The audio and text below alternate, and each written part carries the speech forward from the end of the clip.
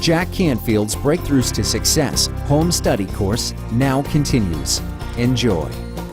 Before we bring Hale up, I want to do one more thing with you, which is a group meditation just to center our energy. We're going to sing together, and then we'll do a brief little visualization that just helps us come together as a group. And the words to this that we're going to do, thanks, Kyle, are Anai Hu, I am one with you. And Anai Hu basically means the compassion of God. It's I think it's in Sanskrit. But the basic idea is we're just acknowledging that there's compassion available to all of us. The last step of the Total Truth process yesterday had to do with love and understanding, forgiveness and appreciation. So it's just an acknowledgement of that energy. And the I'm one with you is I'm one with that compassion of God, because we are. And I'm one with you, each of you in this room, and each of you with each other. So if you'll close your eyes and sit up straight.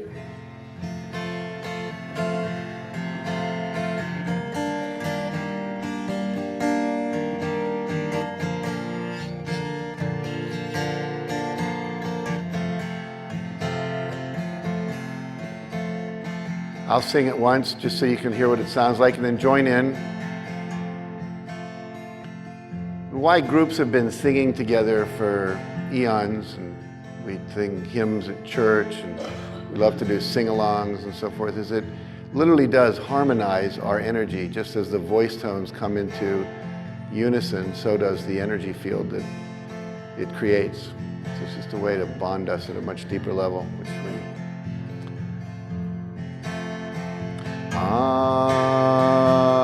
Anai Hu, I am one with you.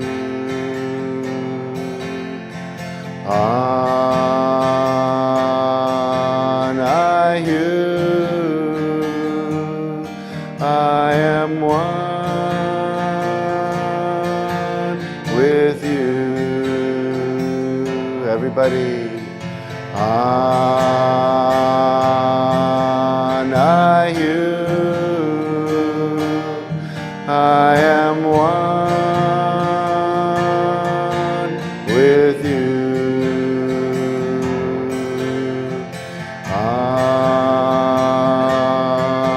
Anai Hu, I am one with you. Anai Hu, I am one with you. Anai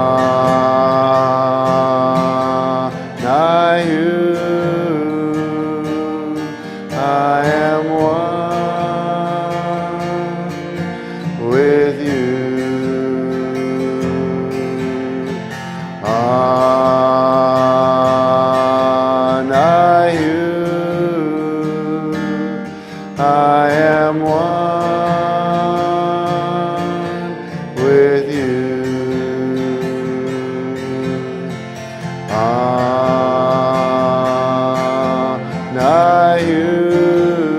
Hu, I am one with you. Anai Hu, I am one with you.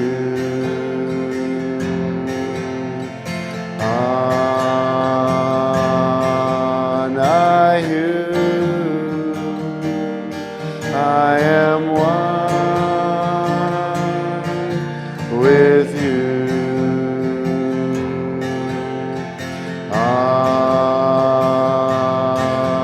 Anai Hu, I am one with you.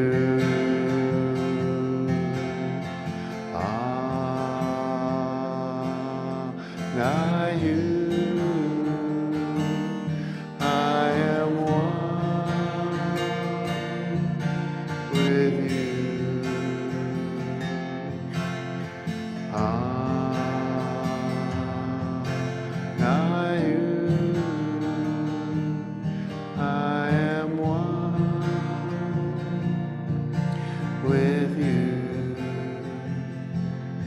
now, take a deep breath.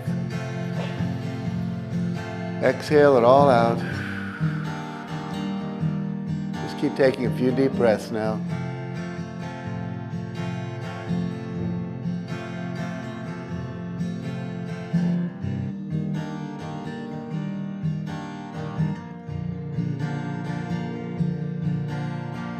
And imagine in the middle of your chest, where your heart is located, there's a ball of radiant white light. And every time you inhale, that radiant ball of white light grows brighter and brighter.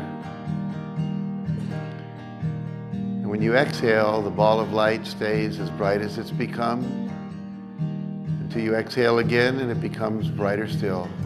Or inhale again, rather.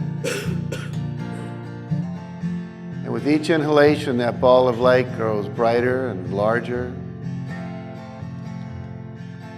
until the rays of that light fill every cell of your body.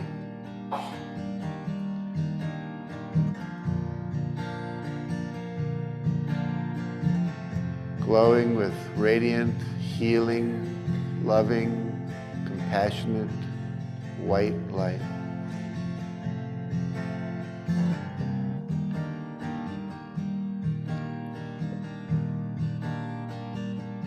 And then imagine that ball of light begins to slowly rise up your spine from your heart center.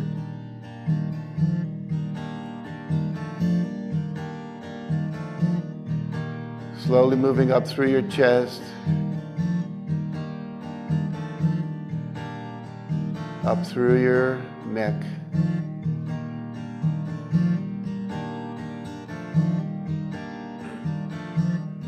up through your head,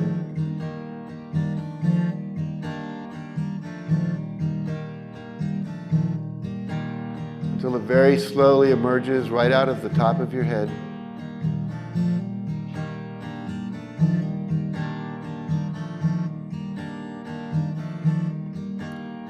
Keep slowly floating up until it stops about a foot or two above your head.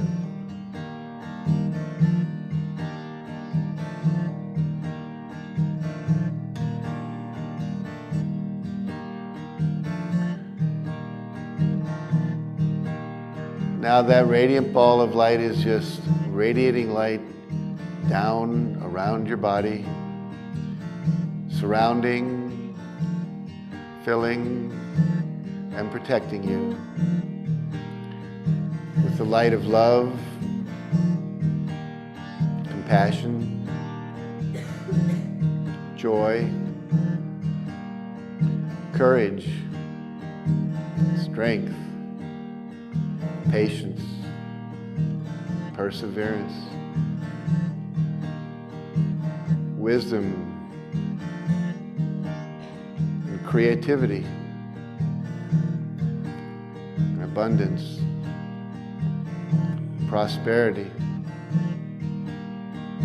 health, and aliveness, healing,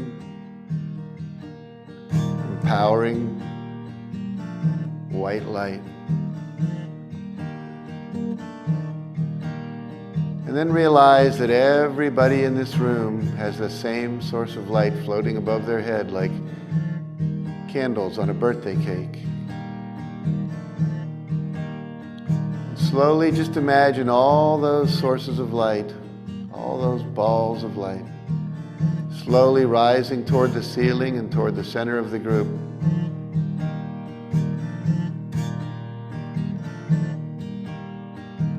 Until they magically merge into one radiant ball of light.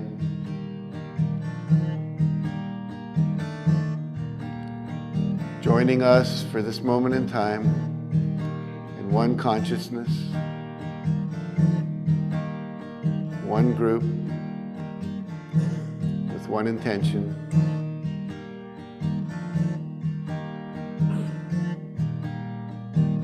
To become fully who we are, to express that fully into the world, such that we serve others with our unique talents and such a way that we create the abundance and prosperity we want for ourselves, for our families, for our organizations, for the world as a whole. Holding that image of that one ball of light radiating down upon us.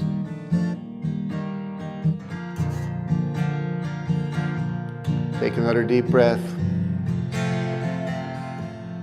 Once again, join me. I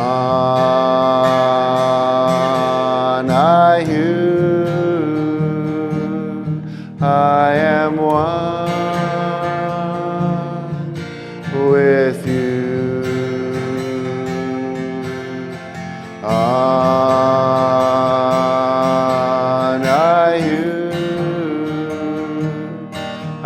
am one with you.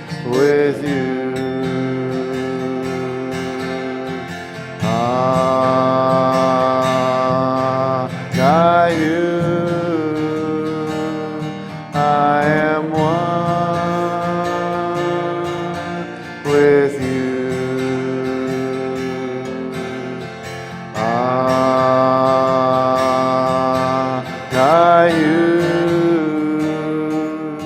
I am one with you.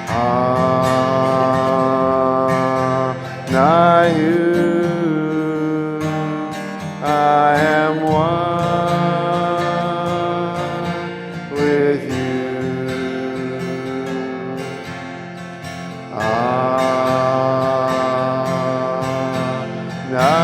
you.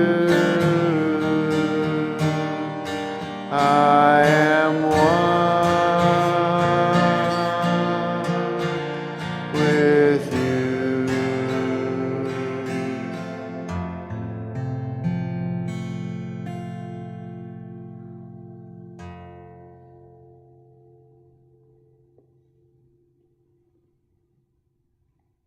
And just sit in the silence for a moment, experiencing whatever you're experiencing.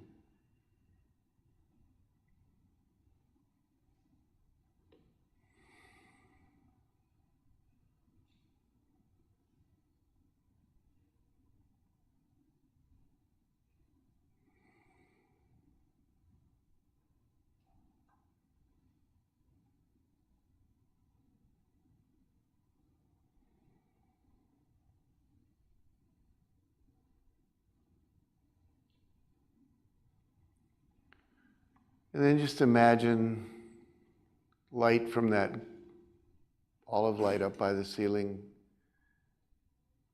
slowly coming back down till it's resting over your head.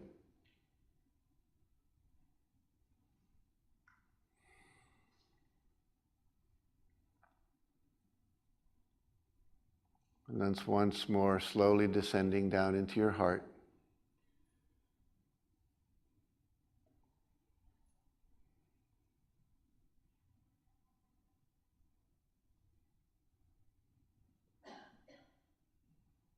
And holding that energy of the group being connected as one, and your heart being full of light and love, and courage and passion and compassion, all those other qualities that are you.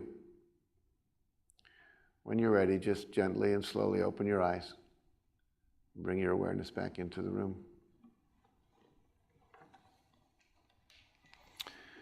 So, I like to give people presents, and Hale's one of the better presents I've ever given anybody. He's an amazingly delightful being who I was fortunate enough to meet several years ago.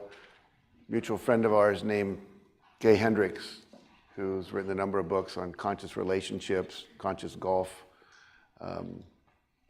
now created the Spiritual Cinema Circle, and together Gay and myself and a few others just created something called the Transformational Book Circle. It's a monthly book club of transformational books. And we're actually writing a book together called The Book That Transformed My Life. And I would invite any of you who want to participate in that. Several of you have mentioned books that have transformed your life. We heard Susanna talk about how Chicken Soup for the Soul transformed hers. Several others have mentioned books that really were points in their life that revectored them in a new direction.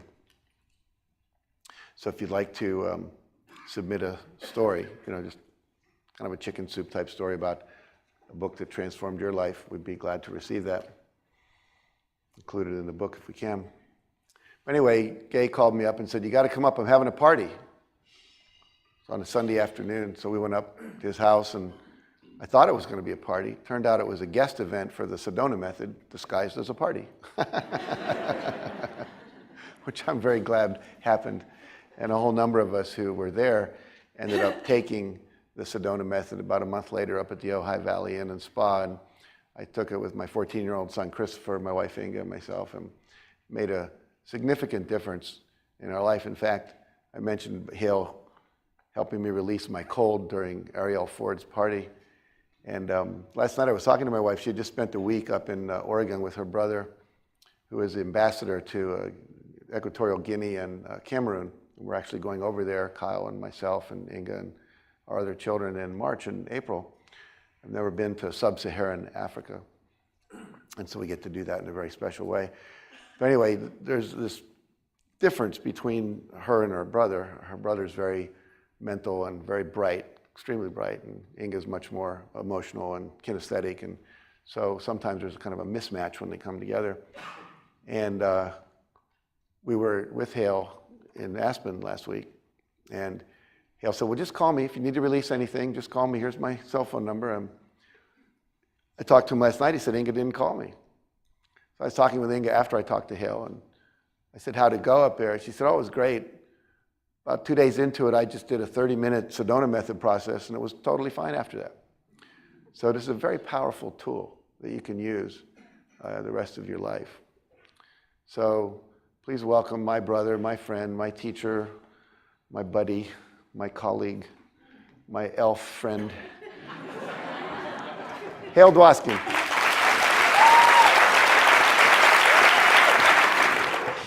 So what I'm here to do actually, before I do that, I just want to acknowledge Jack. Jack always spends a lot of time acknowledging me, and I just want to say that I've only known Jack about 2 years. I think it's only about 2 years. Maybe it's 3. No, actually, no. I kind of think it's almost 4 years now. We've known each other about 4 years. But I can't imagine life without Jack. Because Jack is just such a living example of everything that he teaches. There's so many people who are teaching what they need to learn. But what I like about Jack is that he learns things, and then he's just so excited about sharing it with everybody else. I mean, that's why you're all here, is because of how well he does that. But also, just as a human being, he's just an incredible human being, and I feel so fortunate, and my wife feels the same way, to just have him as a friend. So thank you, Jack. Thank you.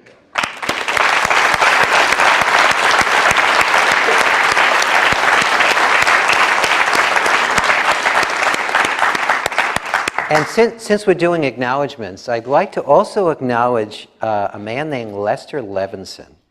The reason I'm standing here today, besides Jack inviting me to come and saying, "Okay, I'll come," is that back in 1952, Lester Levinson, a physicist engineer, was sent home to die from a second coronary.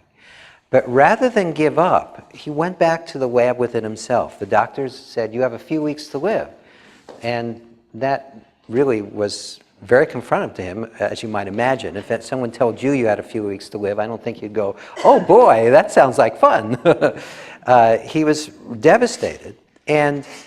But rather than give up, he decided to go back to the lab within himself and ask himself a series of questions, like, who am I and what's this world? And one of the things that he wanted to find out was, what is happiness?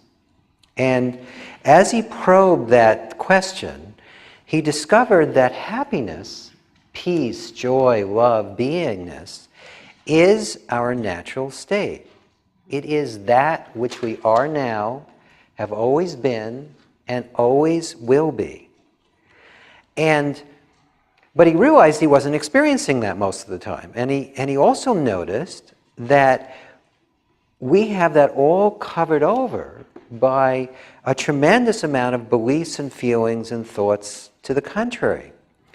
So he also realized that we have this natural ability to simply let that go. And rather than just let go to feel a little bit better and just enjoy the last few weeks of his life, he just kept letting go, and he kept letting go, and he kept letting go. And just 3 months later, he entered a state of profound peacefulness that he lived in another 42 years after the doctors said, you've got just a few weeks to live. And he didn't start out trying to heal his body. That was just one of the side benefits of this natural state of peacefulness or beingness or isness that is who we are right now. And Lester spent that 42 years trying to show what he saw as the rest of him discover this for themselves. And I met Lester back in 1976 at a seminar that I had organized for another seminar leader. And I didn't even notice him in the seminar. He was a very unassuming guy. But I did notice him when we went out to lunch. Me and the seminar leader and a few other people went out to lunch.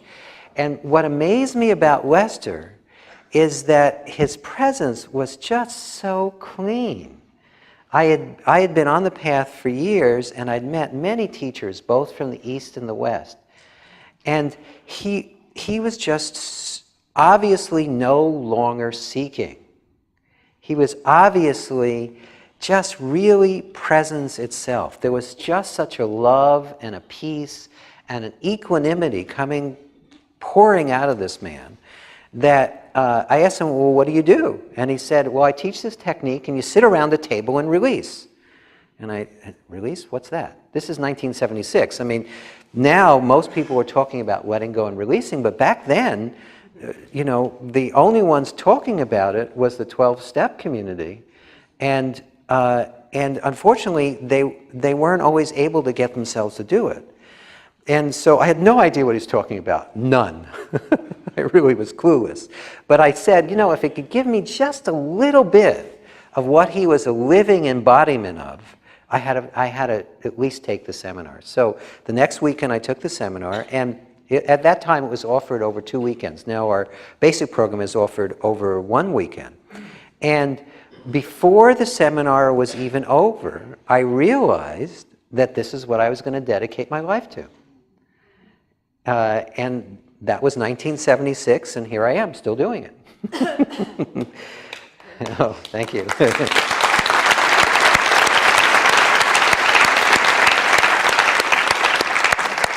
And for many years, I worked as a full-time volunteer for Lester. But before he died he died in 94, around 91, he passed all his teachings to me and asked me to continue the work. And I kept trying to pass him back. Say, I don't know if I want this responsibility, Lester.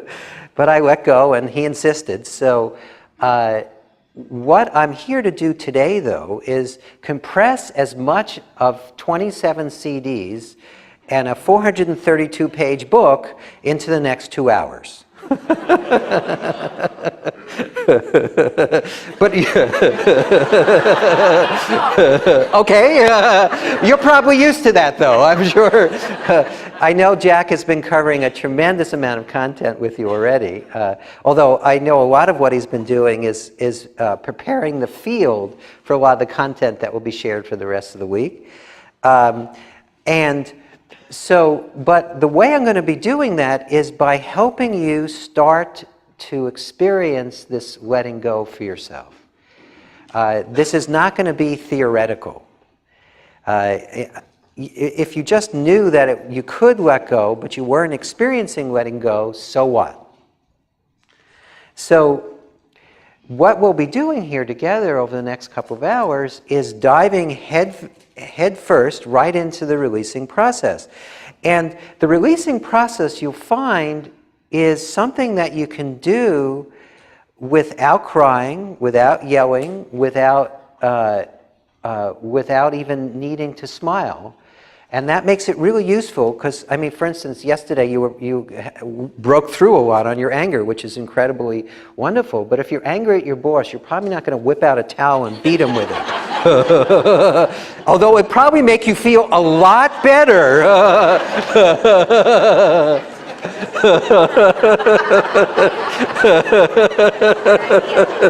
I don't know about him, but but at any rate, some of you really are getting into that, I can tell. You probably have a whole list of people you want to beat with a towel. But at any rate, what you'll find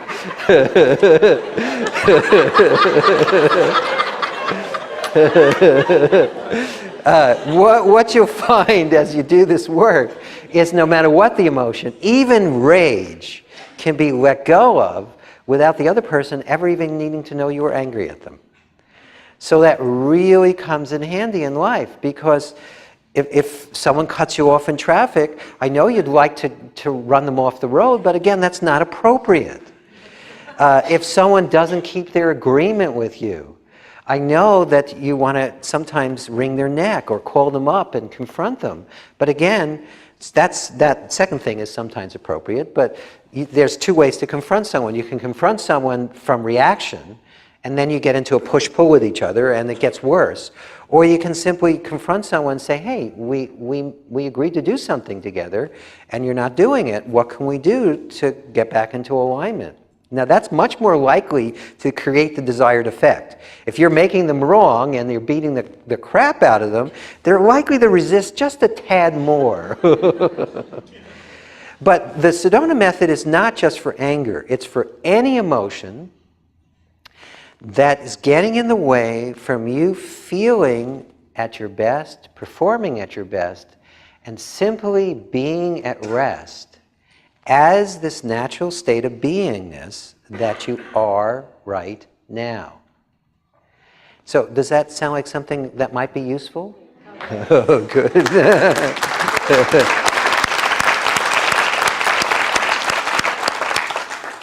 So before I get into talking about the letting go, what are some of the things you do right now when you're bothered by something, when you're upset? Breathe. Eat. What? Breathe, that's good. Eat. Pray, good. Television. Television, yes. Exercise, yes. Swallow it, in the back. Swallow and shake. Swallow and shake, okay. Yes, all the way in the back. Take a walk. Take a walk, yes. Tense my muscles. Tense your muscles, yes, absolutely. Listen to good music. Listen to good music. Swear. Swear. Yes. Obsess? Yes. Deal with it. Deal with it. Yell. Yell. Cry. Cry. Okay. Yes. Think about it a lot. Think about it a lot, yes. And more and more. Yes. Play my guitar. Play your guitar, great. Yes. Say what I really want to say to them in my head. Oh, yes. That's where headaches come from. Yes. Have a drink, yes. Very popular one.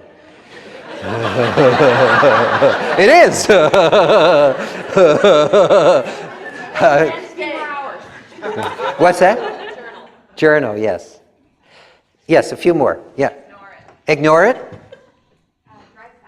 Drive fast, yes. Okay. I'm glad that's not a popular one. So, yes, one more. Sleep, absolutely. So, everything we just described, although some of them are actually positive activities that I'm not saying you should give up, fall into just two categories. On one extreme, when an unwanted emotion comes up into our awareness, what we do is we push it back down. We suppress it. We try not to have it. And we'll use a lot of tools to take our attention off it long enough so that we can push it back down.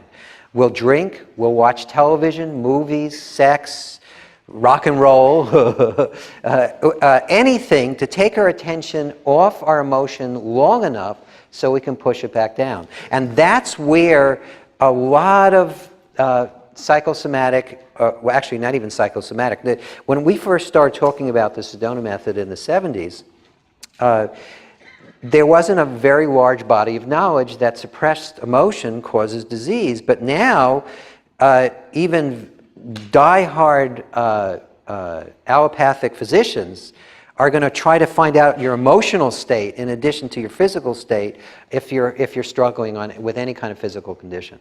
So when we suppress our emotions, it interferes with our immune system, and it prevents us from performing at our best. And then on the other extreme is expression. If we're angry, we'll yell. If we're sad, we'll cry. We'll take the emotion and put it into action. And the other thing about that is expression obviously is sometimes very beneficial. If you're not expressing how you feel in your relationships, you're probably not having a healthy relationship. And also, most therapeutic processes are based around getting you to express how you're feeling. Now, there's a balancing point in between these two that we call the Sedona method, or releasing or letting go. And that's what we'll be focusing on together. But before I get into describing that, I'm going to use the stool as an example of some of the things that we spoke about. So, for the sake of this analogy, this stool represents an unwanted emotion. Okay? So here's one strategy.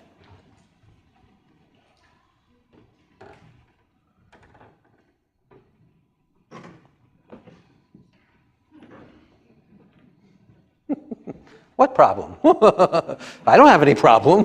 Everything's fine. Oh, and here's another popular one.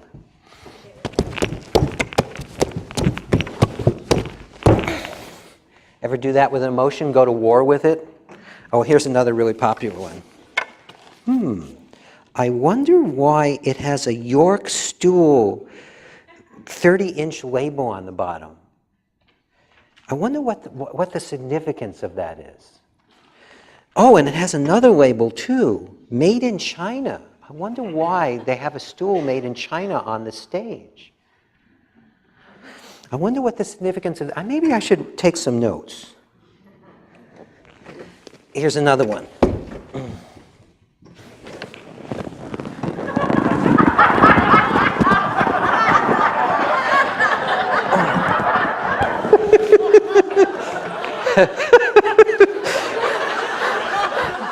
Believe it or not, we actually sometimes do that with our emotions.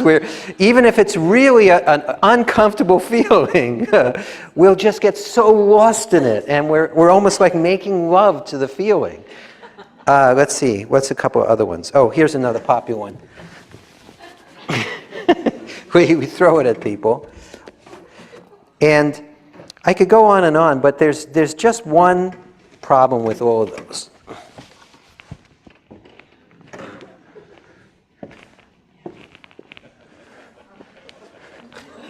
Is that really that heavy? No. Mine's really heavy today. How's yours? Let me tell you why I'm carrying this around with me. It's a very convincing story. If you give me in the next 3 hours, I'll be happy to tell you.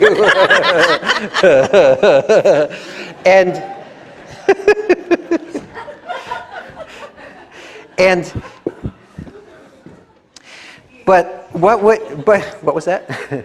But what we do, because we don't realize we're carrying around this excess burden, it takes a toll on us all the time. And what we do with the method, and I haven't actually worked out how to do that with a stool, and once I do, I'll probably stop leading seminars, is you actually learn how to make it disappear. And not give it to somebody else, not go into denial about it, not break it up into little pieces and distribute it to all your friends. Really simply let it go. So what do I mean by letting go? Everybody pick up a pen or a pencil.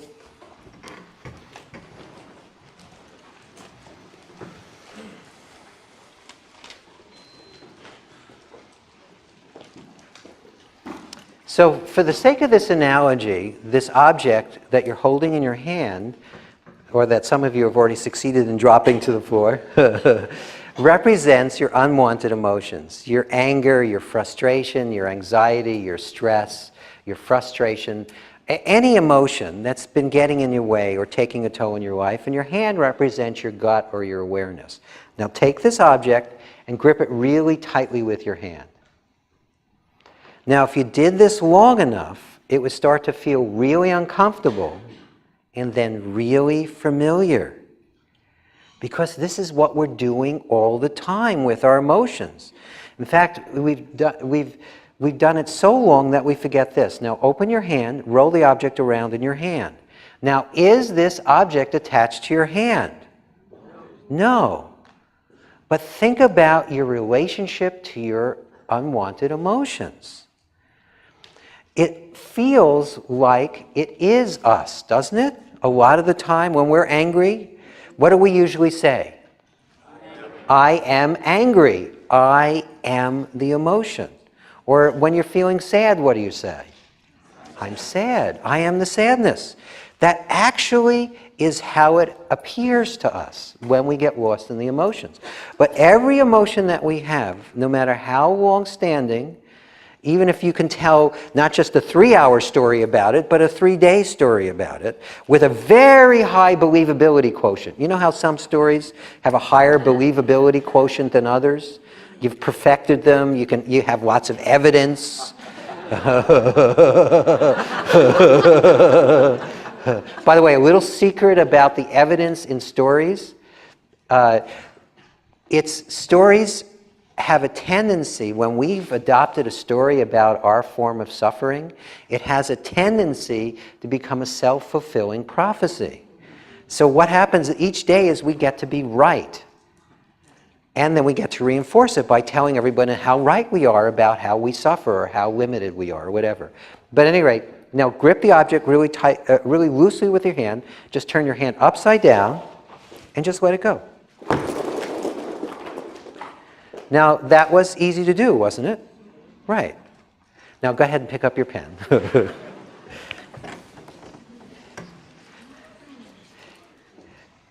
So, that's what we mean by letting go. And that's one of the 4 ways we teach letting go, which is simply to make a decision to do it. Simply deciding to let go of that feeling that you're holding on to in this moment. And it really can be as easy as you just successfully, did you all successfully drop your object? Oh, good. You struggled? Good. Actually, I've seen people do this.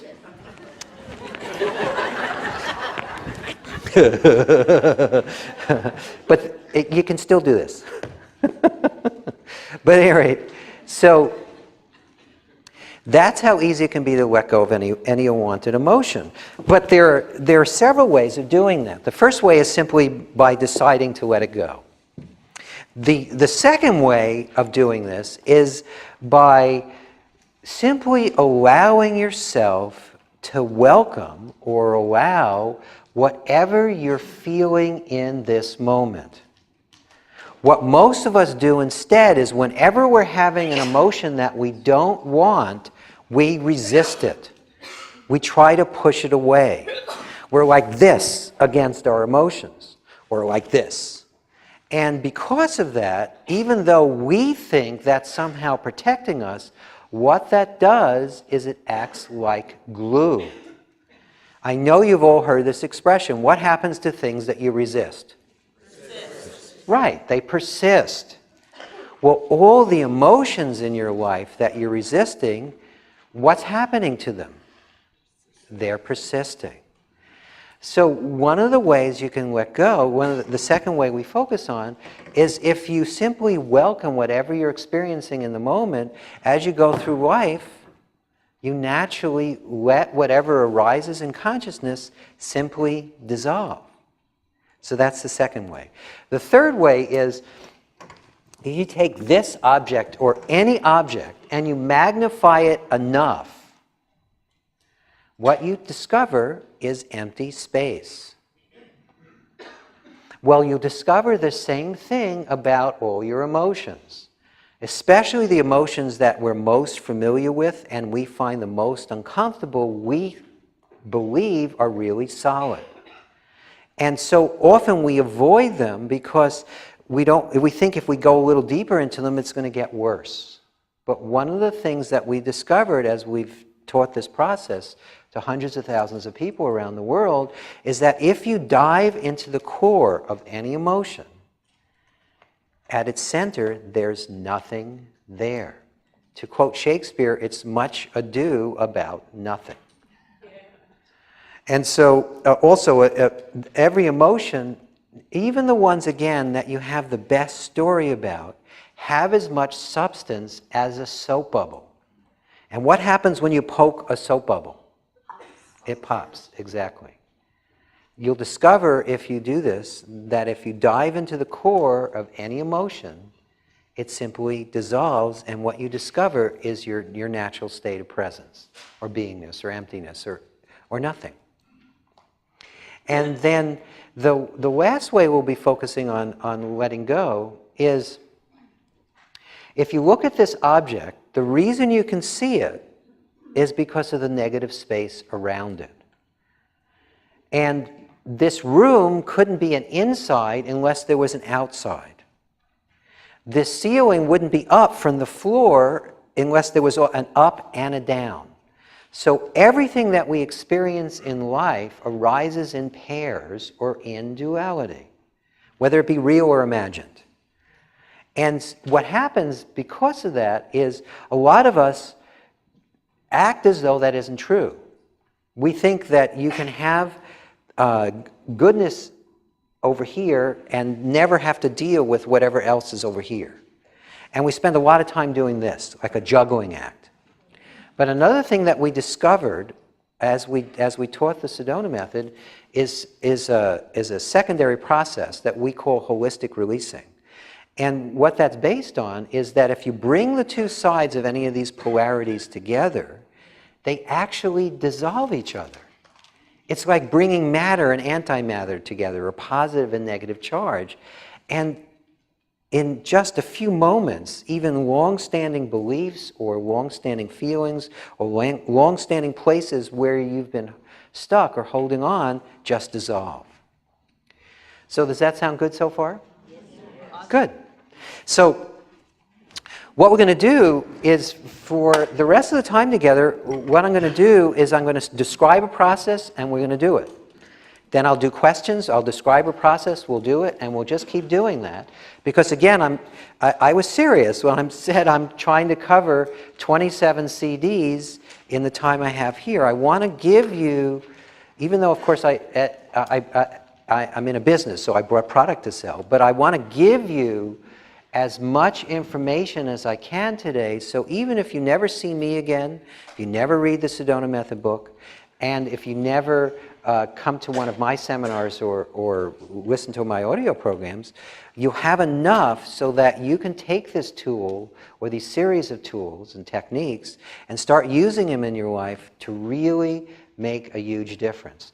And plus, just the little bit that I'll do today and tomorrow, you'll find will make the whole rest of your week here a lot more productive. I think that's part of the reason that Jack invited me, is because you'll be able to learn enough today and tomorrow so that as you do all the other processes with Jack, they'll get easier and easier and more productive. So the first way I'll be showing you how to let go is the simple way of deciding to do it. And we've evolved some incredibly simple questions to help you get in touch with this natural ability to let go and deciding to do it. And just one thing I caution you about as I get into the actual work is, yes, it is simple. That might be a little bit a point of consternation in the beginning. Most of us make things way more complex than they need to be. Walt Whitman said, truth is simple. If it was complicated, everybody would understand it. And so part of the reason that everything you'll be learning today and tomorrow as we work together is as powerful as it is it doesn't require a lot of thought. And to give you an idea also about what it feels like and how natural it is, has anyone here ever seen a young child fall down and then look around to see if they need to be upset? You don't even have to be a parent. I'm not a parent, except for 3 birds. And they don't do this. Animals don't do this. But children do. They'll fall down and then they'll look around to see if they need to be upset. If they don't catch anyone's eye, no upset. They just let it go. Catch mommy or daddy's eye? Mommy, daddy, kiss it. One kiss again? They're fine. They let it go again. We all have come in with this natural ability to let go. Everyone. And there's just a funny joke that illustrates how we lose touch with this. For the first couple of years of life, what is everyone trying to get us to do? Walk and talk, right, exactly. But then what are they trying to get us to do for the next 18 years or so? Yeah, sit down and shut up.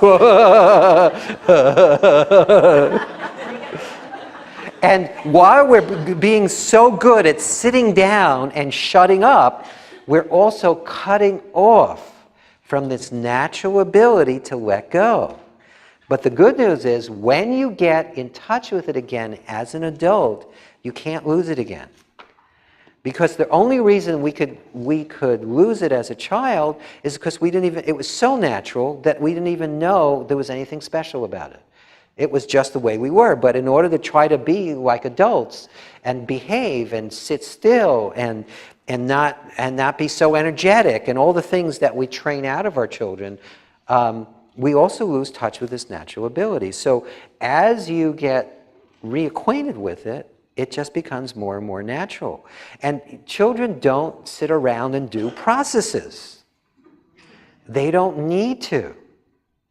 So everything that we'll be doing today and tomorrow together is designed to be simple enough so that you can do it anytime, anywhere, whenever you need to, and it's designed so that the process becomes secondary.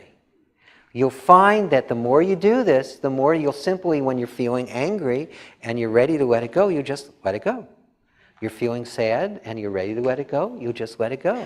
You're feeling depressed or anxious and you're in the mood to let it go, you just will. You won't even need to do process. But in the beginning, we do. So the first process we'll do, I'll describe to you in a second, but let me just give you a sense of how powerful it is. About 2 years ago, it's just a little less than 2 years ago, we came out with the Sedona Method book.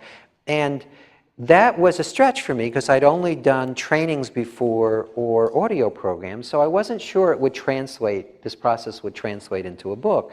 And also, what I'd done with the book is I put as much of the Sedona Method as I could in the book to make sure that if people did commit themselves to working with it, they get a lot of benefit from it. But again, I did everything I could. I wrote the book to the best of my ability, and then, of course, I had my fingers crossed to see what would happen because seminars and audio programs have a limited audience. Whereas a book, the book is now in 4 languages, and there's 70 other publishers considering it. Thank you.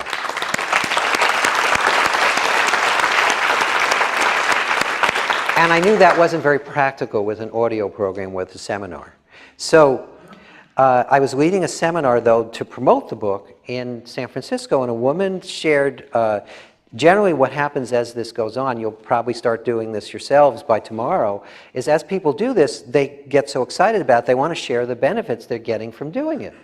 And this woman one of the first people to share in this seminar the first morning was, I have a gain I want to share. I want to have a benefit.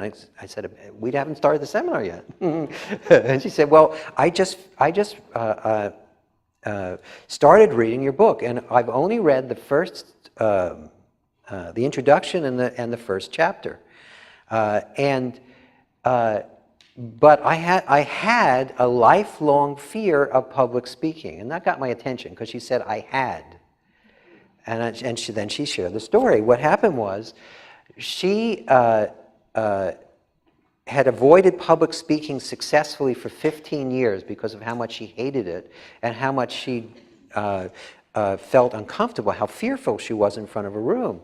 And she said, though, but what happened is I had just started reading your book, and the process we're about to do together, I did the process, and I did it for maybe 10 minutes. And I started in the beginning of the 10 minutes in high anxiety. I mean, I literally was shaking. And then after just 10 minutes of doing this process, I went from being really anxious to really excited about giving the talk. Now, to give you a little aside, for those of you curious, she was elected the president of the PTA. So she was going to address the parents in the school. And I think she just forgot when she got elected that was part of her job. Oh my God, I'm going to have to talk to these groups of people.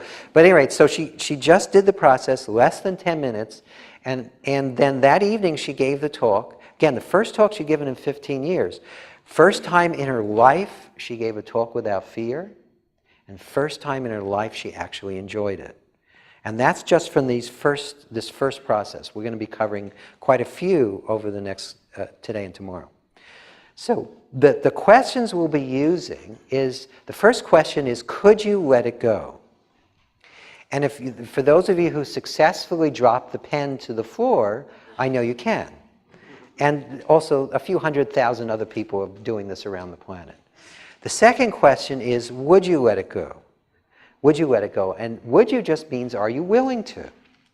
And if you're ever doing this with yourself and you're not sure, you can ask yourself, would I rather hold on to this problem or this feeling, or would I rather be free of it? And if you'd rather be free of it, you'll find yourself spontaneously letting go. And the last question is when. And when is simply an invitation to decide to do it now. So put down your books for a second and just allow yourself to focus inside. Now, by the way, you can do this with eyes open or eyes closed, however you prefer. Part of the beauty of this process is that you can do it eyes open in life, whenever you need it the most. But in the beginning, when you're learning it, some people feel more comfortable closing your eyes, and that's fine. And now allow yourself to think of a situation in your life right now that's been causing you some distress. Something in your life that you're wanting to change, you're not happy with. Or if you'd like to, you can simply think about any residual feeling you have about what you explored yesterday.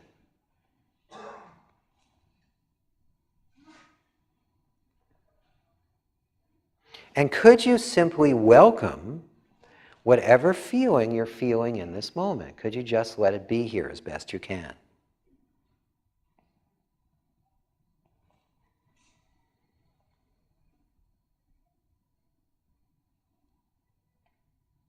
And then could you let it go? Just could you?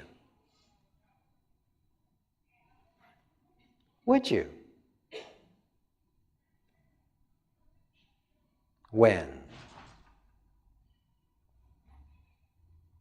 Now we're going to cycle through those questions a couple more times.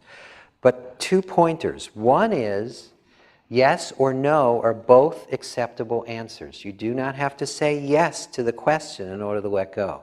In fact, sometimes the biggest release is when you say no. And 2 is, keep the answer as short as possible. Yes or no are the ideal answers, but I would avoid debate. So again, allow yourself to focus inside and simply allow yourself to feel whatever you're feeling in this moment.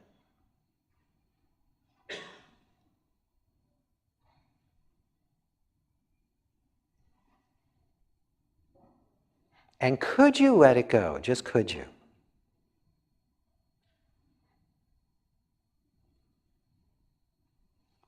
Would you?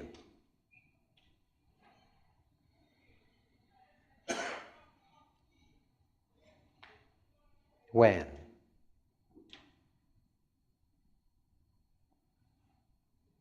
Okay, now some of you are starting to notice things shifting inside, and some of you are still not sure, and that's okay.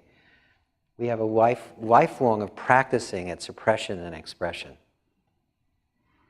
and not as much practice at letting go. Now, if you were doing this on your own, you would keep asking yourself these same questions, although you could do it in the first person, until you got the amount of relief you were looking for. To resume listening to this course on audio CD, please go to CD number 19. So, I'd like to just open the floor up now for questions and sharing, or anything else you'd like assistance with. And by the way, I'll call on you first, so you can get the microphone. I just want to share that as we do this work together, even though it's emotionally based, you'll find that you do not need to share why you feel the way you feel in order to get benefit from it. When we do our seminars, there's always the safe space, just like there is here, to share anything of a personal nature that you'd like. But the beauty of it also is you do not need to. So as people share, if there's something specific you'd like me to address or you'd like assistance with, we can work on it in a way that's confidential. And often what I'll do, rather than work on with you individually, I'll work with the whole group. So go ahead. I'm Janine Baulik, Hi. and I have a fear of flying, Yes. and I was married to a pilot. I also dated the pilot of the President of the United States, who asked me to marry him, and I wouldn't because he was a pilot. Right. I associate flying with death and crash. With what? Death Yes. and a crash. And when I said I made a conscious decision to let go, I was fine with that. But could I? My heart started beating very fast. Yes. And I had this fear. And Okay. So does it and feel a I- little stuck right now? yes. Okay. And would you like to change that it feels Yes. stuck? Okay. Yes. Okay. Because I love to travel. No, I understand. So just for now, could you let go of wanting to change it? Just for now. Yes. Okay, good. Now notice how you feel inside.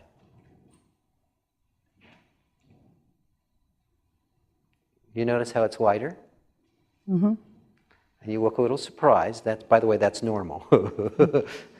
But see if you can, is there still some wanting to change the way the feeling is? Yes. Okay. And just for now, could you let go of wanting to change it? Yeah, I feel better. Yes. Good. How long have you had a fear of flying? Since I came to the United States, I flew all the time in Europe. I never had any that's been problem. how many years? Since 1964. Okay. So the fact that you were able to let it go in this moment, would you say that's a good thing? Yes. Good. Now, when you work on something, it may come up in layers.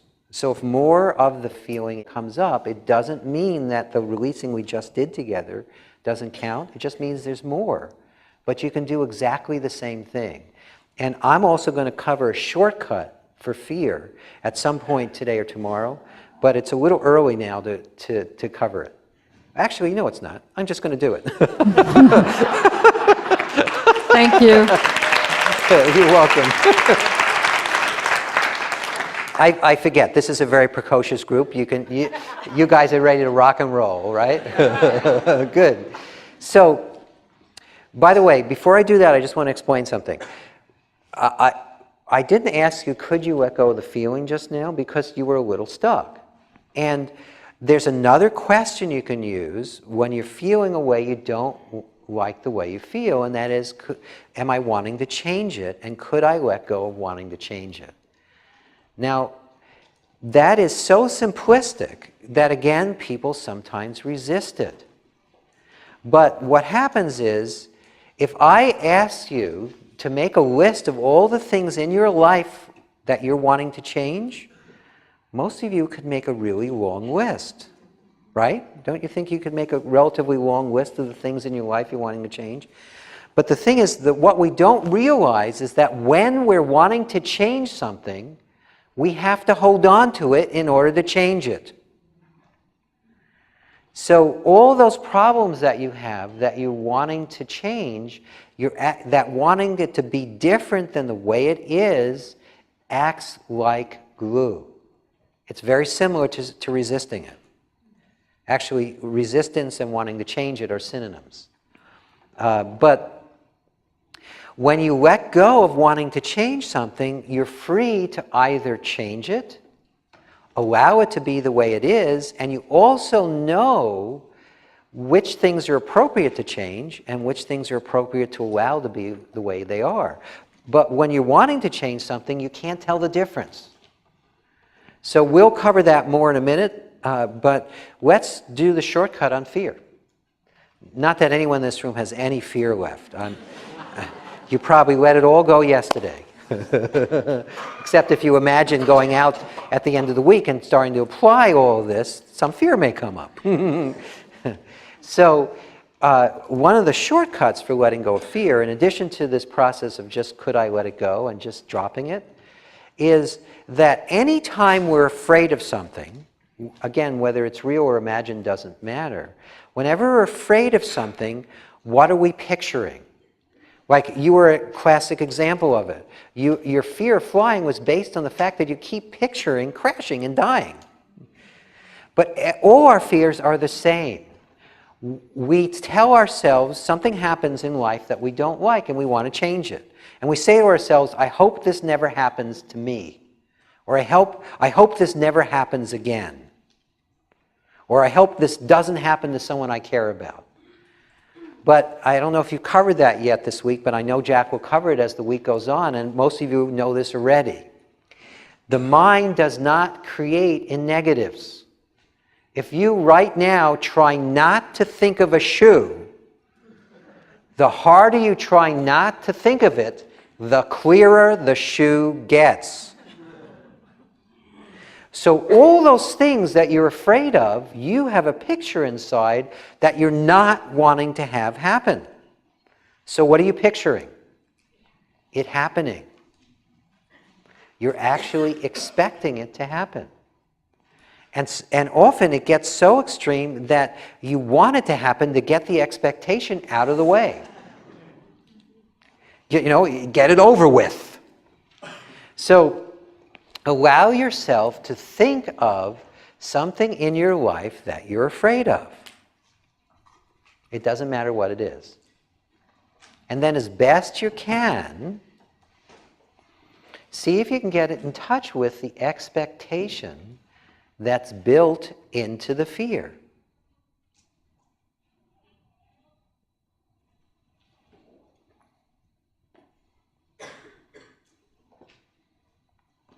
And then as best you can, could you let that expectation go?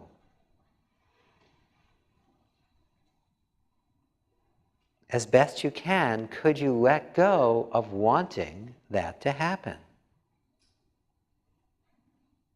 Would you?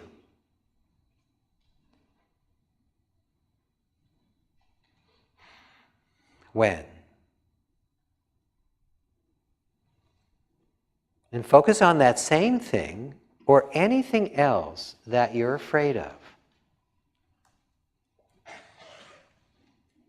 And as best you can, could you allow yourself to get in touch with the picture or the expectation that's built into that feeling?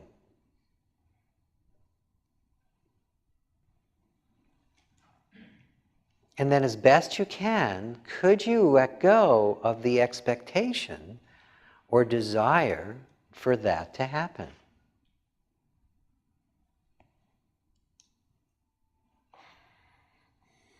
Would you?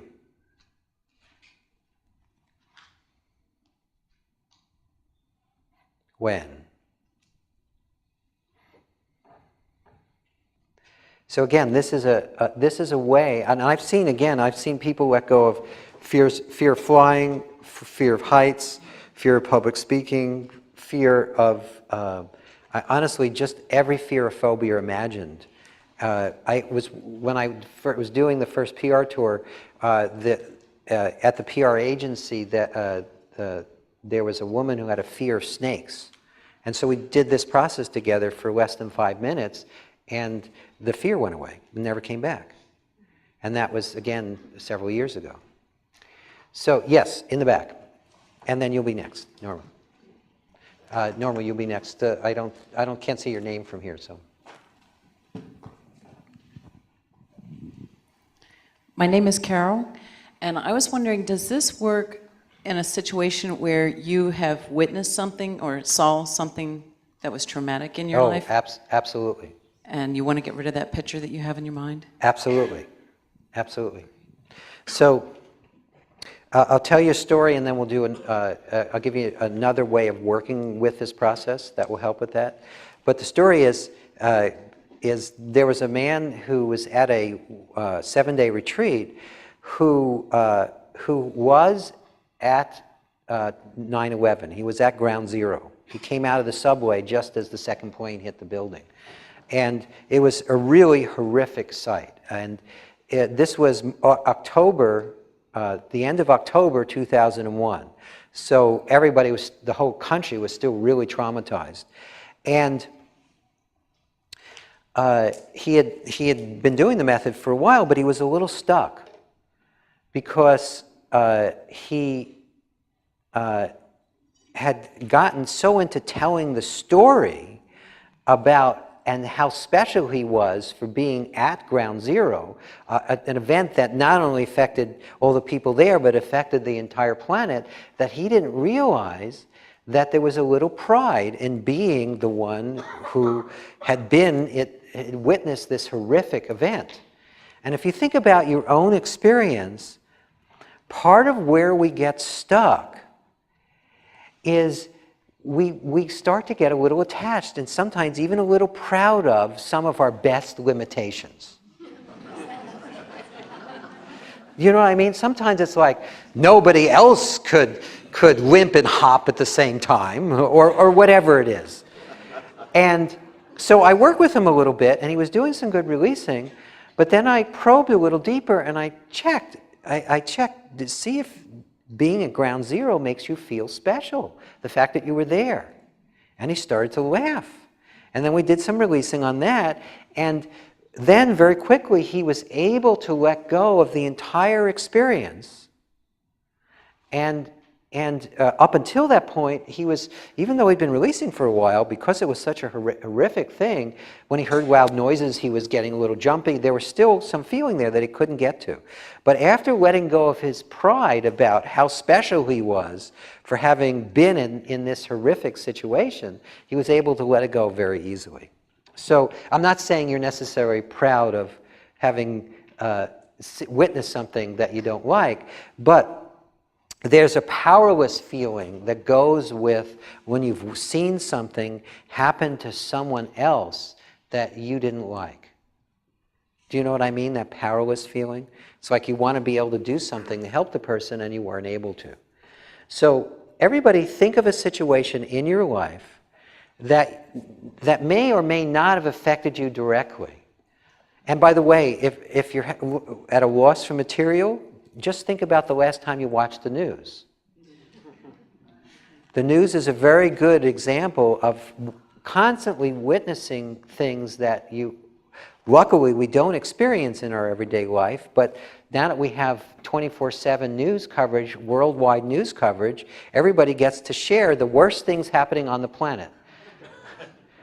So we all get to go through way more trauma than we ordinarily would have in a normal lifetime. Because all we have to do is watch the news, and we get to experience all this trauma secondhand. So allow yourself to think of something that you've witnessed that happened to somebody else. It may or may not have involved you in any way. And then, as you think of that situation, see if you can find a small detail about the situation that you'd like to change. God bless you. start with just a small detail.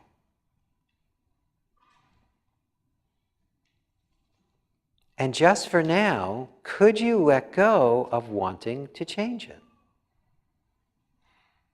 Remember, when you're wanting to change it, you have to hold on to it in your mind. But if you let go of wanting to change it, you're free to let it go completely. It will simply dissolve.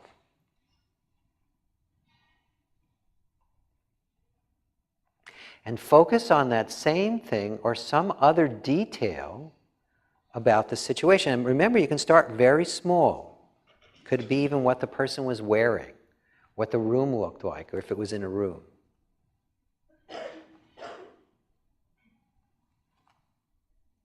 And just for now, could you let go of wanting to change just that one detail?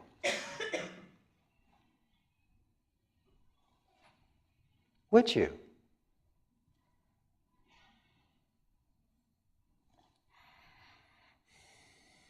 When?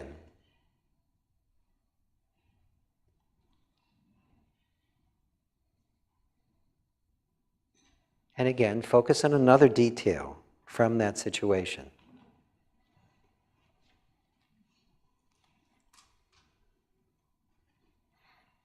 And just for now, could you let go of wanting to change it?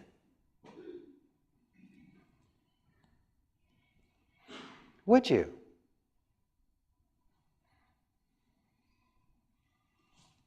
When? And let's just do that one more time. Focus on that same thing or some other detail about that situation, about that memory that you're wanting to change.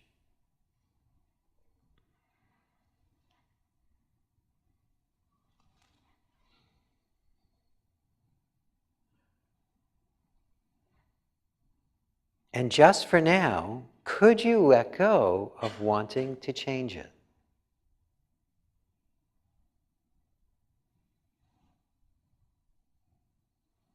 And then notice how you feel inside. A lot of you are feeling a lot lighter about that incident. But check to see if there's still some feeling about it in this moment.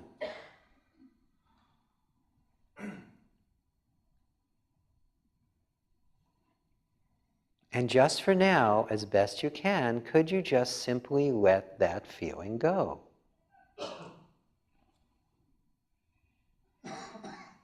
Would you?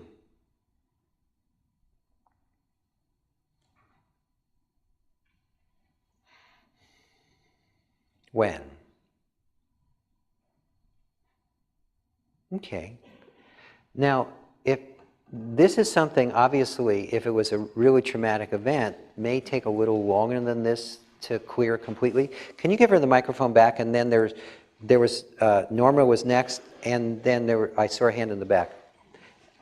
Well, we'll see how it works out. Did that help? Yes, it did. It didn't totally wipe it out yet because it was somewhat traumatic, but it did help. Yeah, but Thank again, I just want to remind all of you of this. Everything that I'm teaching you here is simple enough for you to do on your own. So what I would recommend you do is, since we started this process, if it doesn't get, we're going to be doing lots of process as we work together. So if it doesn't get all released by the time we're done this morning, just do a little more on your own. You'll find that all the trauma you're carrying from that can be let go of. Great, thank you. You're welcome. One of the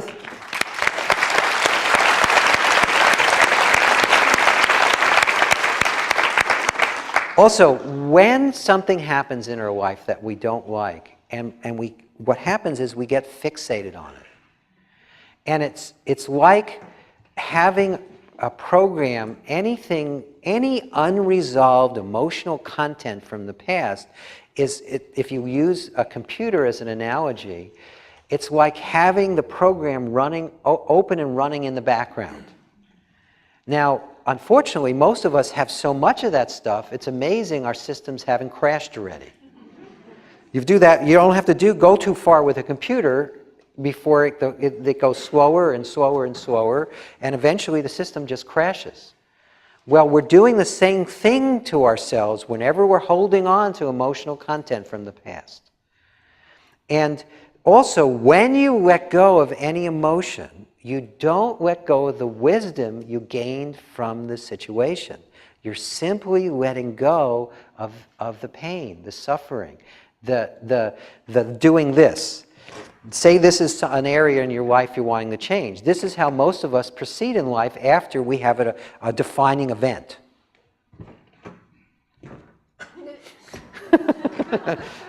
We circle the same spot. And we create ruts around it, so we start creating a lot of really similar things happening in our life.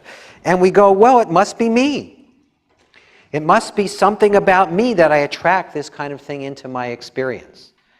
But if you simply let go, you're free to move on with your life. You don't have to stay stuck in the same patterns, no matter how long you've had them.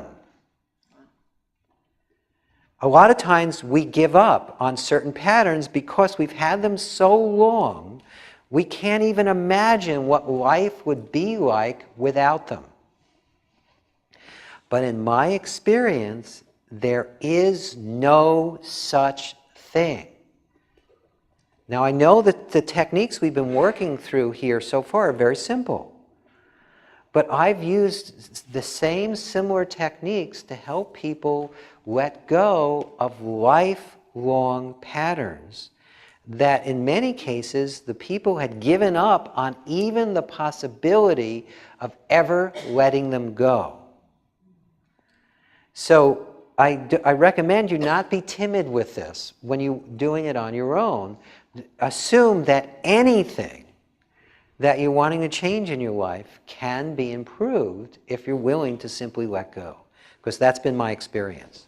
So, can we have a mic up front?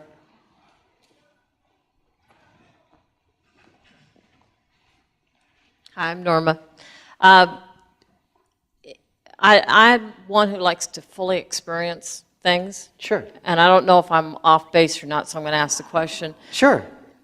I got to thinking that if I had had like a squeeze ball or something in my hand that I physically could literally let go, Yes. that I might have the sensation of the letting go stronger than if I just think about letting it go. Am I sure. off base on that one?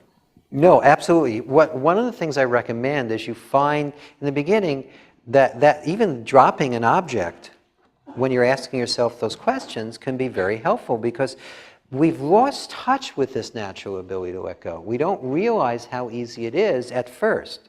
Now, how many people have already noticed a little bit of a difference?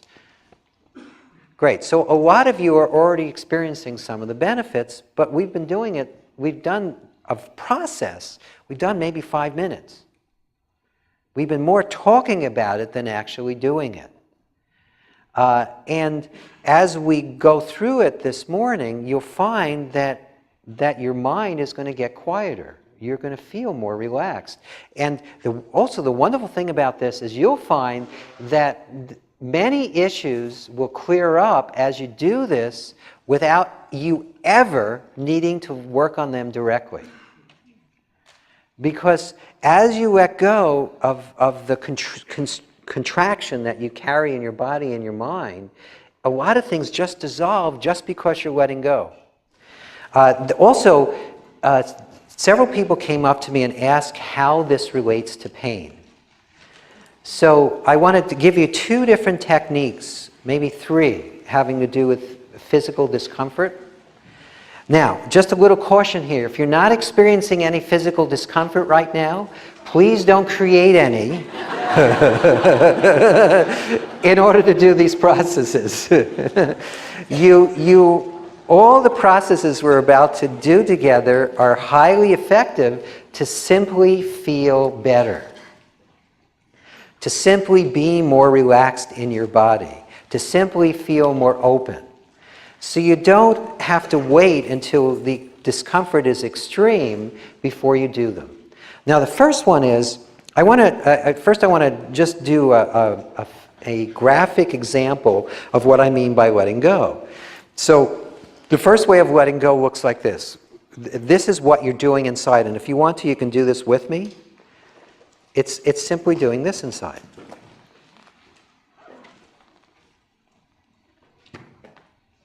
That's what you're doing inside. You're simply opening. And because our emotions are actually under pressure inside of us, it's like a pressure cooker. So when you simply open inside, they leave naturally. You don't even have to force them to go. They leave naturally. So that's what, the dropping the pen, just deciding to let go looks like. Now, you don't have to do the rest of these with me, but this is what welcoming looks like. Does it look familiar? It's the same thing. When you fully welcome an emotion, you're doing the same thing. You're simply opening inside. And this is what diving in looks like. And this is what holistic releasing looks like, which we definitely will cover, because one of the 2 audio programs in the back is on holistic releasing. But I want to also teach you enough of it so whether or not you get any programs, you'll start to be able to work with it. And so one of the things you can do when someone came to me with a headache on the break, and I didn't want to go into a long explanation of some of the other techniques we're going to do now, so I said, could you just simply do this with me? And you can do it with me again. Now, focus on anything. It doesn't matter what it is. But sometimes when you make it visual and physical, it makes it easier to identify with what you're doing. So think of any issue. Do not ask yourself any questions. I want you to start to get a sense of how you can do this even without doing any kind of process. Now put your hands together, think of that issue, and then just simply open inside as you take your hands apart.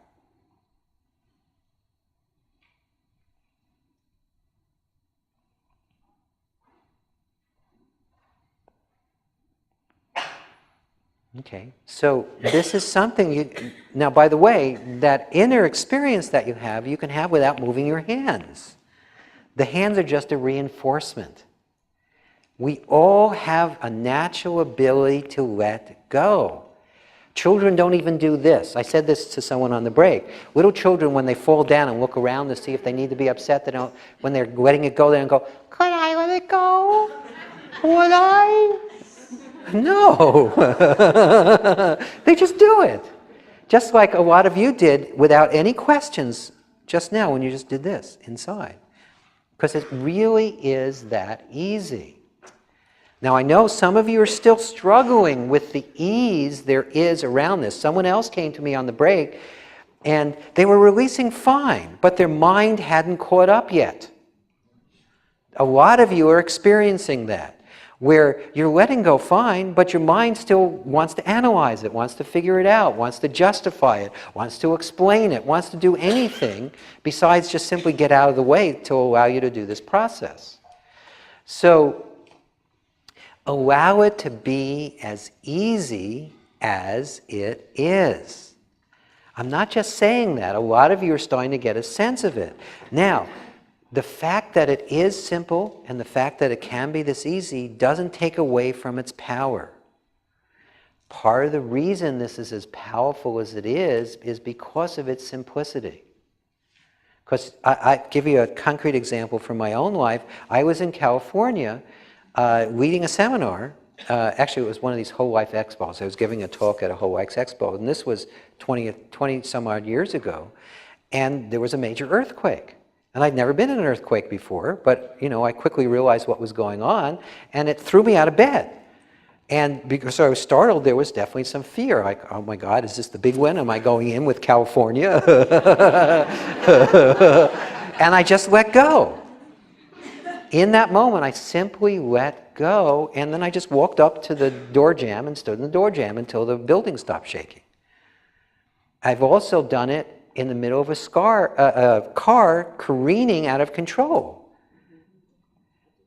And you can use this right in the very situations also right now that are the most stressful, that are the most traumatic. And you'll find over time, right now, the ones that seem to be the worst, you'll get to a point where you might even look forward to them because there's no longer any charge whatsoever.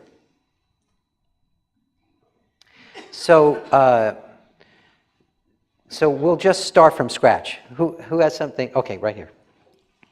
My name is Mary, Yes. and pre-surgery, brain surgery, I had lost depth perception and balance. So going over an overpass is not just a physical, but also an emotional, I'm Oh, of going course. over. No, I understand. And so I've been in a process of trying to retrain my brain, saying that this overpass is okay and this overpass is okay, Sure. riding with someone else. Right. But I face anxieties. I mean, the minute I think I'm going to go over this, I'm going to do this just fine, and as soon as I start up, I'm in the middle of anxiety. So I don't want to create something happening, so I've been riding with someone else to overcome each overpass. No, I understand. Is this tied to something else? Well, no, here's the thing. You can let go of the anxiety directly without even being near the overpass. Can you just picture going over the overpass right now?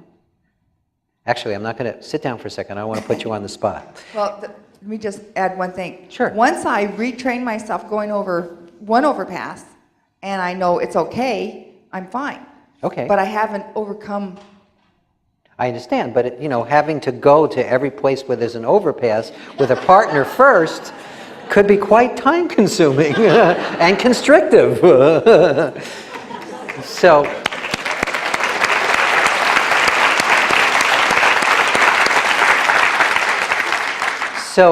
again, let's do a little more on fear, and then I realized I promised I was going to do something on physical, and I only did one. I said I was going to do several, so I'll add at least one more before I take the next question. So think of some situation or something in your life where you're afraid to be in that situation, or afraid to do that thing, or just simply you dread it. And one of the ways you can work on something like this is in advance, so by the next time you're faced with the very same situation, either the fear is reduced dramatically or it's gone altogether.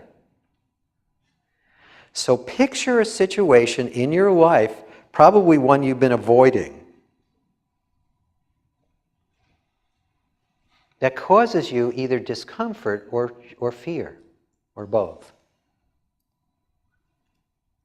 And then could you picture yourself going into that situation?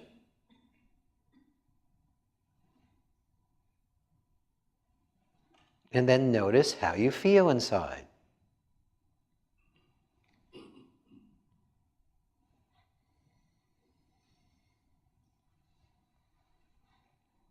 And then could you let it go? Just could you?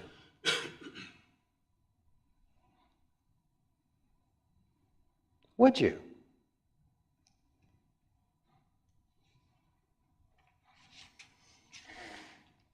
When? And again, picture yourself in that situation again. And notice how you feel.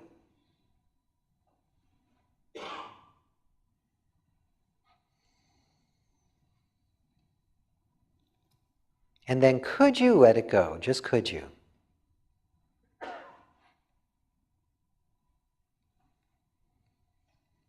Would you?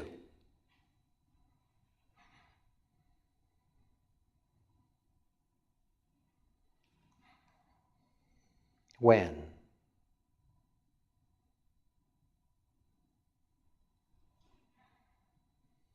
Now, by the way, notice how a lot of you, there's probably less feeling in the moment than there was when you first started out. That's normal. As you do this, you can get to the point where both picturing it and actually being it can be without the same reaction. But notice how you feel in this moment.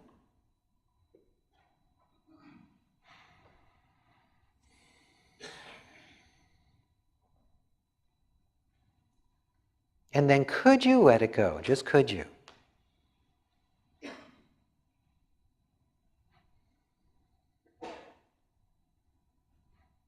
Would you?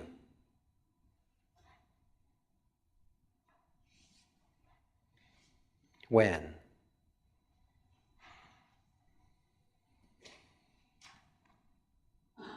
Okay. So you would just keep doing this, picturing yourself doing it, and see how it feels, and keep letting go until there's no feeling about it.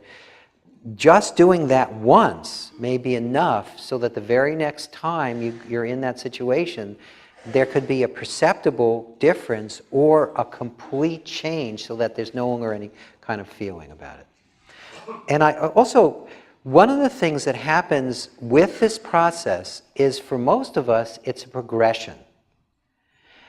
Anything you let go of is gone for good, but if you've had a long-standing problem or issue, it may take a while before you let go of all of it. So what happens is, you may be releasing, and then there'll be certain situations where you'll completely forget you even have something you can do about it. Until after the fact. You go, oh my God, I did it again. Oh, and instead of doing this, you go, oh, I did it again. I have a feeling. Let me do the process. Could I let it go? Yeah. Oh, that's better. And then over time what will happen is, right in the very same situation that right now is fearful, or right now you open mouth, insert foot, and bite off half your leg, you'll let go and you'll be able to stop yourself right in the middle. And then over time, you'll be about to do it. And you start to feel that you're winding up to do something that you know you'll later regret, or you're about to do a situation and you're starting to feel the way you usually feel, and you let go and the feelings will be gone completely. And then the very same situation will no longer have any charge at all. Now, how long this takes varies from person to person and from issue to issue. The one thing I can tell you, though, is that the process of getting from I did it again and I forgot to it's never come up again can happen literally in seconds. And what I recommend you do is, and just to qualify what I mean by that is, I've worked with people who were at the stage of, oh my God, I've been releasing for a while, but then I yelled at my husband. And I knew better. It was just an anger emotion. It had nothing to do with him. But the poor guy is a wreck right now. And we released, and then I've seen them months later, and they say, or actually often what happens is they say, well, how are you doing with your husband if I haven't seen them in a while? And they go, I haven't yelled at them since. Anger's come up, but I've let it go. So what I recommend you do with this process is be open to the possibility that any time you do it will be the very last time you'll need to on this particular issue. So every release could be the last release you'll need for this particular topic. The other thing is, allow it to take as long as it does. If you allow it to take as long as it does, but at the same time you're open to the possibility that this will be the very last time you'll ever need to do this, you'll find that more and more of the time, one releasing session on that and any particular topic will be all you need. This is something that will help all of you. Just want to tell you a little secret about our problems. Do you notice how much time we spend wanting to figure out or understand our problems, wanting to make sense out of them, wanting to get the answer, right? Don't we spend a lot of time doing that? Well, there's a little secret about that. The only reason we want to understand our problems is because we're planning to have them again.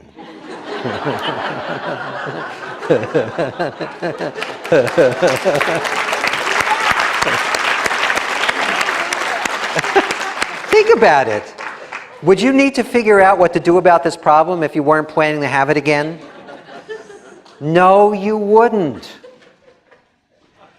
So a very powerful aid in releasing, but also extremely powerful aid in dealing with all the problems you're facing in life is to let go of wanting to figure them out or understand them.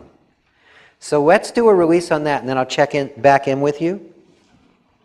So allow yourself to think of a problem that you've been wanting to understand. Now, by the way, if you've been also struggling a little bit with what we've done so far, You may also be running into a little wanting to figure it out or understand it.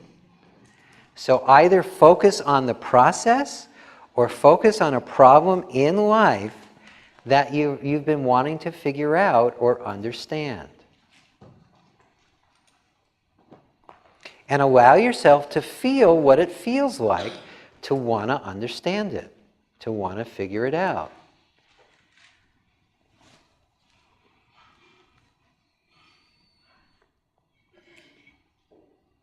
And just for now, could you let go of wanting to figure it out?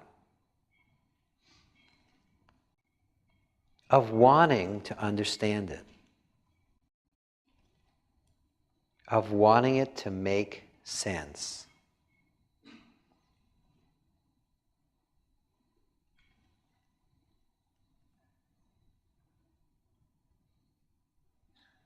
And focus on that same thing or something else in your life that you've been struggling with and wanting to know why, wanting to make sense out of, wanting to figure out.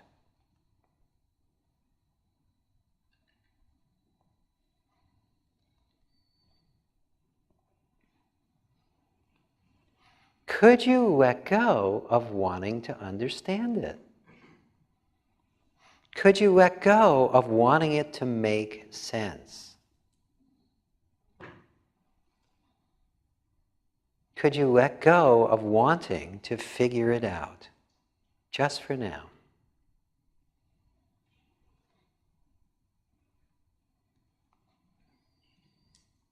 If you let go of wanting to figure out your problems, it doesn't mean you won't get the answers. It means you're much more likely to.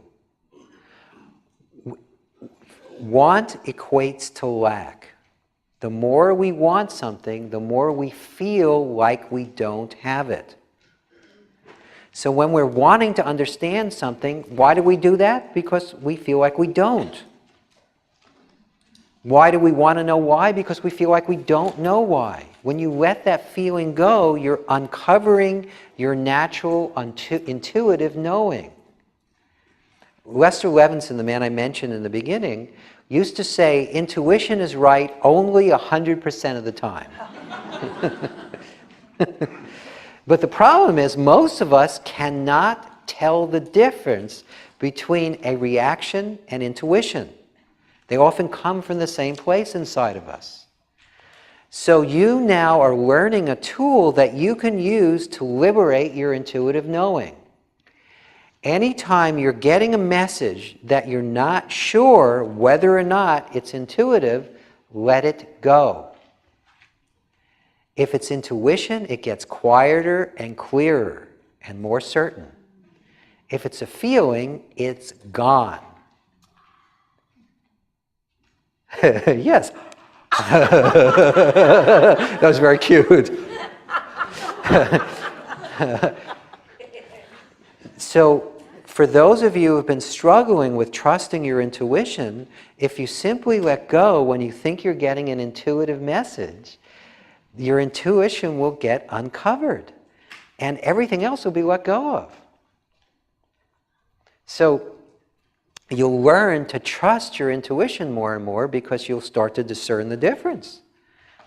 And you'll stop missing all those intuitive calls that you are now, and you also stop telling yourself it was just intuition that caused me to want to drive off this bridge. I just had this really strong sense I needed to go in this direction. It was just a feeling. And now you'll be able to tell the difference. By the way, did that process help clear it up a little bit? Yes, it did. Okay, good. Now, before I get to the next question, I keep forgetting to go back to this pain thing. That's why your hand was up? Okay, good. So, again, this still counts. Don't create pain if you don't have any right now. Now, this is going to be the first time I'm going to cover the holistic releasing process, because holistically is one of the powerful ways of letting go of pain. And what we'll be doing is very simple, is you'll be focusing on the sensations you're having in the moment, and then you'll focus on the emptiness or the space or the relaxation that surrounds and interpenetrates every sensation. all sensations, the body is not as solid as it appears. Also, on a purely physiological level, most of the body has no nerve endings. They're just in certain spots. And what happens when we're in pain is we hyper-focus on the spot that's uncomfortable, and our awareness contracts around it, and we miss the parts that are feeling fine.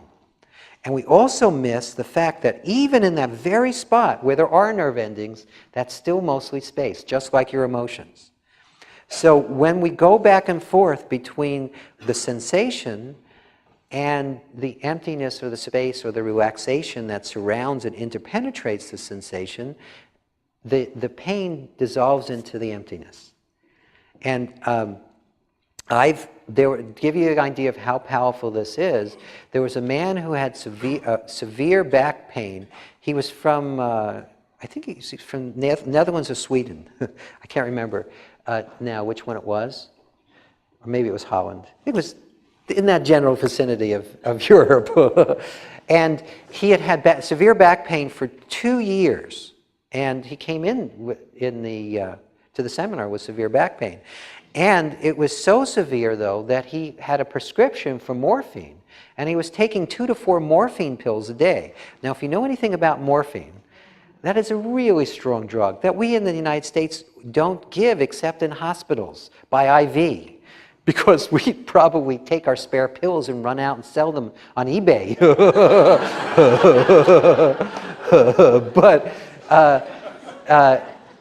So that's how extreme the pain was. So we did the process we're about to do on his back pain, and in less than 10 minutes, the back pain left. The last time, I haven't spoken to him in a few years, but I was in touch with him for several years after that. He never took another morphine pill, and the pain never came back. So again, allow yourself to simply focus on whatever sensations you're experiencing in this moment.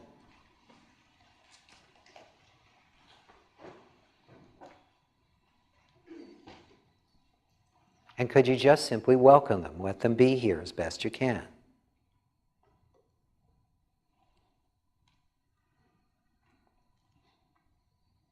And then could you also welcome the emptiness or the space or the relaxation that surrounds and interpenetrates every sensation.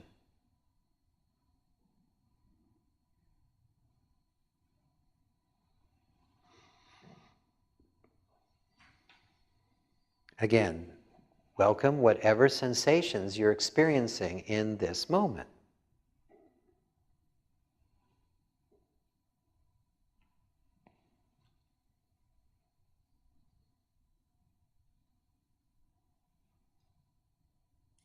And could you also welcome the emptiness or the space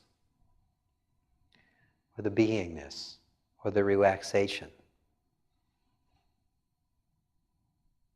that surrounds and interpenetrates every sensation.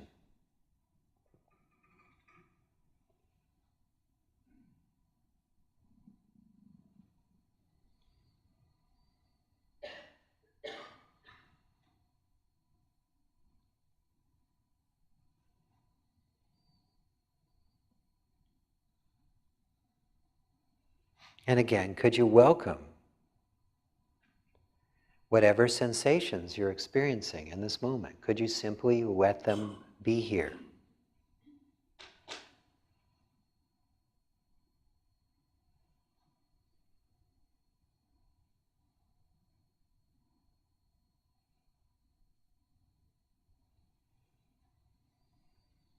And could you also welcome the emptiness, the relaxation, the space, the isness that surrounds and interpenetrates every sensation?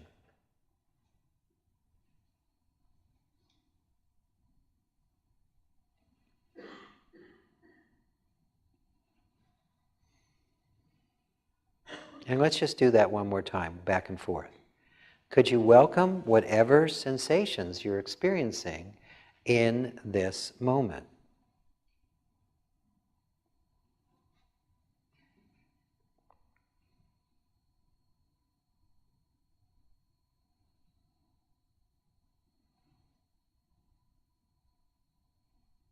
And could you also welcome the emptiness, the space, the isness, the relaxation that surrounds and interpenetrates every sensation?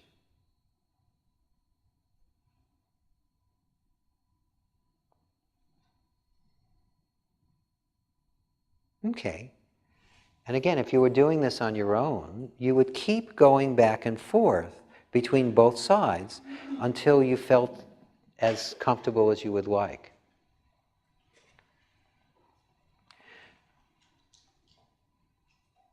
Now, by the way, you probably also noticed that that relaxed your body and your mind, even if you didn't have any discomfort to start out with.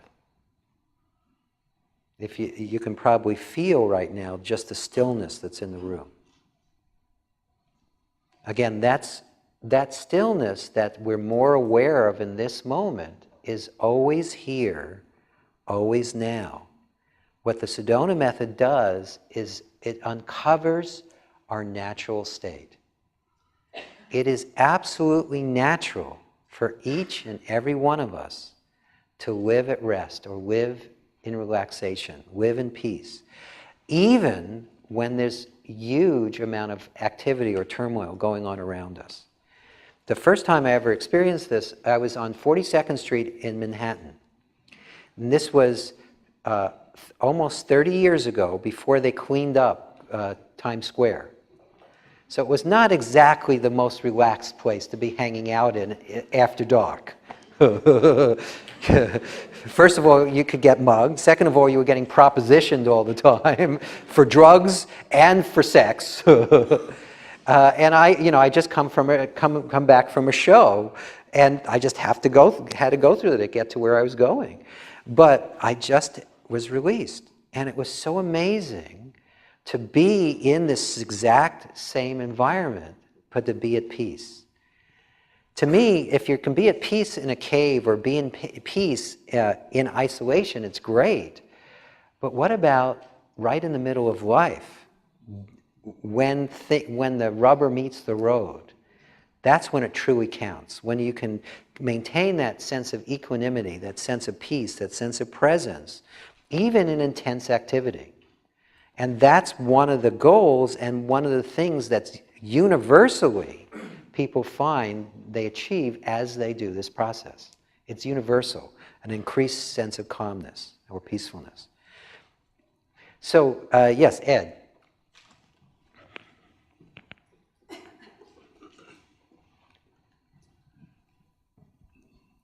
I noticed when the first process of welcoming him, it wasn't in integrity. I didn't want to welcome it. Is there another word of acknowledge? Oh, sure. Accept? Okay, are you resisting something? Yes, it's like really welcome the IRS man. I really don't want him in my office. Okay, but here's the thing: you can when you resist the IRS man like this, you're a much bigger target. When Well, you I guess welcome, my specific point is that you don't have to welcome just like this. You can also welcome like this. I hear you. Okay.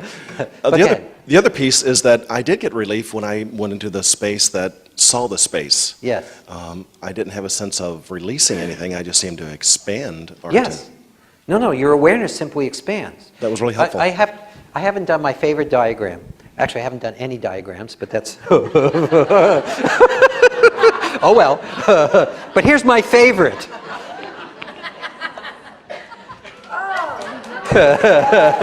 Wait, it's not done yet. So this dot here that you can't even see from the front row, this represents all our problems, not just our personal problems.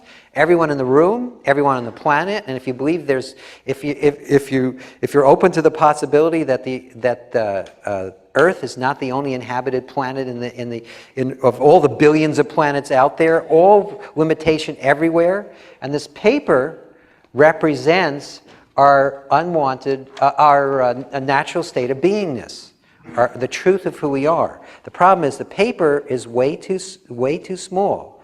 This dot is way too big. But if you think about your experience in life, it seems the opposite. Our problems always seem huge. And our sense of freedom or expansion or all the goodness seems to be so scarce. And there's a very simple reason for that. This is what we're doing most of the time with our problems.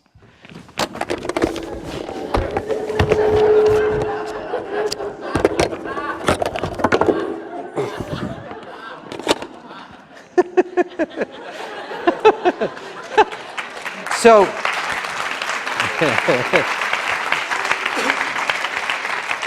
what happens as you let go is you're also doing this. You're expanding your awareness. You're no longer, actually, this is more accurate. This is how most of us go through life.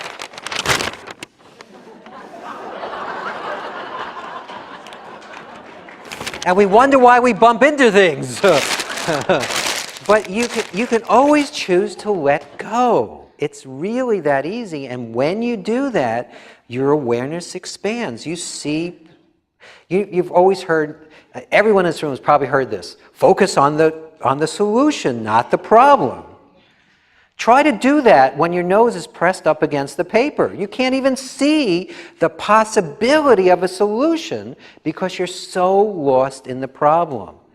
But as you let go, you naturally get more perspective. You see more possibility. You see the perfection where the seeming imperfections seem to be. So what you are experiencing is natural. You have reached the end of this disc, but there's more. Just go to the next DVD. To resume listening to this course on audio CD, please go to CD number 20.